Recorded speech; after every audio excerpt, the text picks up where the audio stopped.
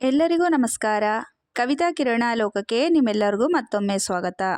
ನಮ್ಮ ಹಿಂದೂ ಧರ್ಮದಲ್ಲಿ ವರಾಯಿ ನವರಾತ್ರಿ ಆಷಾಢ ಮಾಸದಲ್ಲಿ ಬರುವಂಥ ತುಂಬನೇ ವಿಶೇಷವಾದಂಥ ಹಬ್ಬವಾಗಿದೆ. ಈ ಒಂದು ಆಷಾಢ ಮಾಸದಲ್ಲಿ ಜುಲೈ ತಿಂಗಳಿನಲ್ಲಿ ಈ ಒಂದು ವರಾಹಿ ನವರಾತ್ರಿಯನ್ನು ಆಚರಣೆಯನ್ನು ಮಾಡಲಾಗುತ್ತೆ. ಶ್ರೀ ಲಲಿತಾ ದೇವಿಯ ದಂಡನಾಯಕಿಯಾದಂತಹ ವರಾಹಿ ದೇವಿಯನ್ನು ಈ ಮಾಸದಲ್ಲಿ ಪೂಜಿಸಲಾಗುತ್ತೆ. ಈ ಒಂದು ವರಾಹಿ ದೇವಿಯನ್ನು ಯಾರೆಲ್ಲ 9 ದಿನಗಳು ಈ ಆಷಾಢ ಮಾಸದಲ್ಲಿ ಶ್ರದ್ಧಾ ಭಕ್ತಿಯಿಂದ ಪೂಜಿಸುತ್ತಾರೋ ಅವರಿಗೆ ಇಷ್ಟಾರ್ಥ ಸಿದ್ಧಿ, ಹಾಗೆಯೇ ಕೆಟ್ಟ ಶಕ್ತಿಗಳ ನಾಶ, ಹಾಗೆಯೇ ರಕ್ಷಣೆ ಅನ್ನೋದು ವರಾಹಿ ಅಮ್ಮನವರಿಂದ ದೊರೆಯುತ್ತೆ ಅಂತ ಹೇಳ್ತಾರೆ ಸ್ನೇಹಿತರೆ. ಹಾಗಾಗಿ ಈ ಒಂದು ಆಷಾಢ ಮಾಸದಲ್ಲಿ ಜುಲೈ ತಿಂಗಳಿನಲ್ಲಿ ಬರುವಂತಹ 9 ದಿನಗಳ ಕಾಲ ವರಾಹಿ ಅಮ್ಮನವರನ್ನು ಯಾರೆಲ್ಲ ಭಕ್ತಿ ಶ್ರದ್ಧೆಯಿಂದ ಪೂಜಿಸುತ್ತಾರೋ ಅವರಿಗೆ ಭೂಮಿಯ ಫಲ, ಹಾಗೆಯೇ ಆಸ್ತಿ, ಸಂಪತ್ತು, ಅಭಿವೃದ್ಧಿ, ಅಷ್ಟೈಶ್ವರ್ಯ ಸಿಗುತ್ತೆ ಅಂತ ಹೇಳ್ತಾರೆ. ಹಾಗಾಗಿ ಯಾವ ದಿನದಲ್ಲಿ ಅಂದರೆ ನಾವು ಈ ವರಾಹಿ ಅಮ್ಮನವರ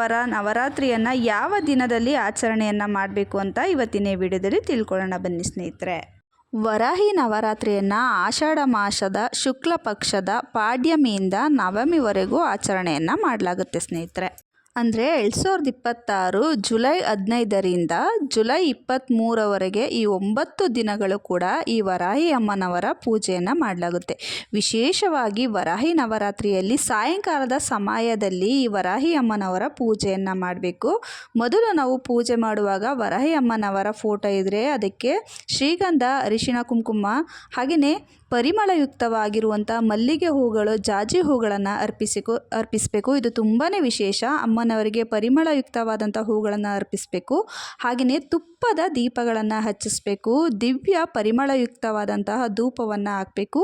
ಸಿಹಿ ನೈವೇದ್ಯವನ್ನು ಮಾಡಿ ದೀಪ, ಧೂಪ, ನೈವೇದ್ಯವನ್ನು ಅರ್ಪಿಸಿ ದೇವಿಗೆ ಕರ್ಪೂರದಿಂದ ಮಹಾಮಂಗಳಾರತಿಯನ್ನು ಮಾಡಬೇಕು ಸ್ನೇಹಿತರೆ. ಇದು ತುಂಬಾ ಪ್ರಯೋಜನಕಾರಿ. ಸಾಯಂಕಾಲದ ಸಮಯದಲ್ಲಿ ಪೂಜೆಯನ್ನು ಮಾಡೋದ್ರಿಂದ ಹೆಸರಲ್ಲೇ ಸೂಚಿಸುವ ಹಾಗೆ ನವರಾತ್ರಿ ಅಂದರೆ ಸೂರ್ಯಾಸ್ತದ ನಂತರ ಪೂಜೆಯನ್ನು ಮಾಡುವಂಥದ್ದು ತುಂಬಾ ಒಳ್ಳೆಯ ಫಲಗಳು ನಿಮಗೆ ಸಿಗ್ತಾ ಹೋಗುತ್ತೆ ಸ್ನೇಹಿತರೆ.